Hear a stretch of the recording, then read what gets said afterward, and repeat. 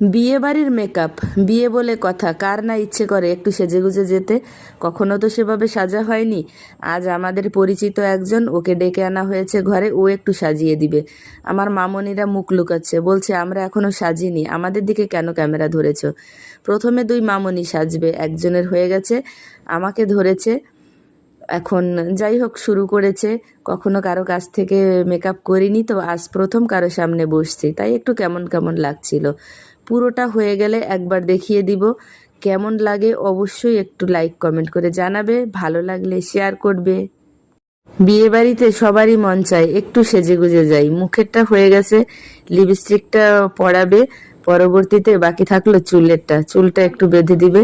যদিও আমার মাথায় চুল খুব কম, তারপরেও কি করে সেটাও একটু দেখা যাক। সাথে থাকবে, তাহলেই দেখতে পারবে, বুঝতে পারবে সবটাই। আর পরবর্তী জল ভরা বা বিয়ের ভিডিও নিয়ে চলে আসব।